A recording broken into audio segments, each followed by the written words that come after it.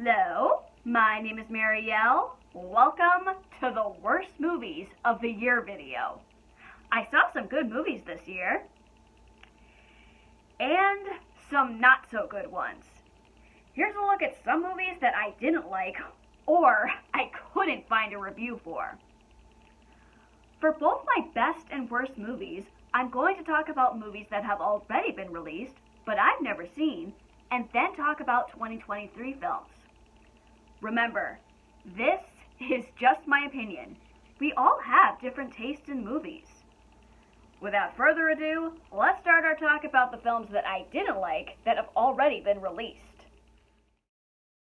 I was excited to watch Furlough because it had an engaging premise about travel and an unlikely friendship. It gears off course adding too much filler and making a fool out of one of the characters. If it stayed true to the story's direction, Furlough could have been a stronger film and pay closer attention to Anderson over Nicole. The story is original, just not cohesive. I wanted to forget about Wedding Crashers as soon as I watched it. I'm not sure why this film has so much hype when it has not aged well, has crass humor, the characters are terrible, and demonstrates poor examples of romance. I didn't find this film funny at all. I know this film is a Will Ferrell classic, but I didn't find it funny. To me, Anchorman missed the point of its whole story. I would change the story to focus more on Ferrell and Applegate challenging each other on the news station, instead of these misguided sexist jokes that have not aged well. I am so glad that I did not see this film in theaters. The only good thing about this film is the talents of Toni Collette and Anna Faris.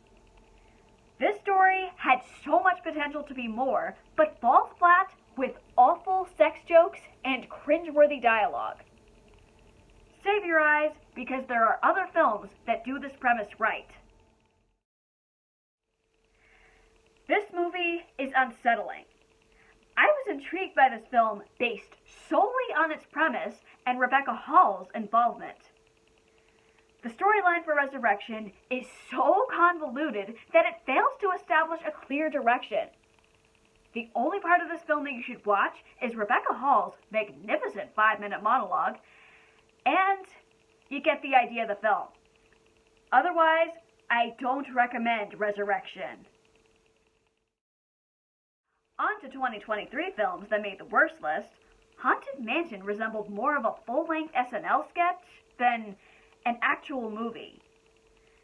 It enlisted a noteworthy cast of actors, but never felt like an actual story. Nothing much happens other than the actors sitting around laughing together in scenes. I do recommend it for its funny nature, but overall, the final product is disappointing. As an avid Stephen King fan, I was looking forward to The Boogeyman. The Boogeyman is a generic horror film spawning gripping suspense, but lacks originality. Characters in the story are inconsistent and have missed opportunities. Instead of making The Boogeyman your typical monster film, it should have been a psychological thriller. Led by a fantastic group of actors supplying the best of comedy, Maybe I Do's story is not strong. While the quartet consumes the runtime with continuous conversations about their romances, the film omits an important plot dynamic that leaves the film unfinished. If the quartet's so unhappy with their romances, then what's the moral of the story?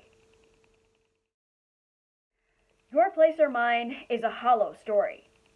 Ashton Kutcher and Reese Witherspoon play lifelong best friends, but have zero chemistry. Channeling a reminiscent rom-com trope that we've seen across several films, the main relationship is not established enough, and the story lacks depth. I only recommend Your Place or Mine for Kutcher's endearing performance. I did my research on this video game before my watch, and This movie is too silly to take seriously. Five Nights at Freddy's is somewhat disappointing, barely exploring the menacing animatronic figures. Why writers thought that the subplot about Mike's past and ghost children were more important than the restaurant's evil mascot animatronics? I'm not sure. That concludes my worst movies of the year. Join me next time as I talk about the best movies of 2023. Like, comment, subscribe to my channel or to my Patreon. My name is Marielle, and this has been another one of my movie reviews.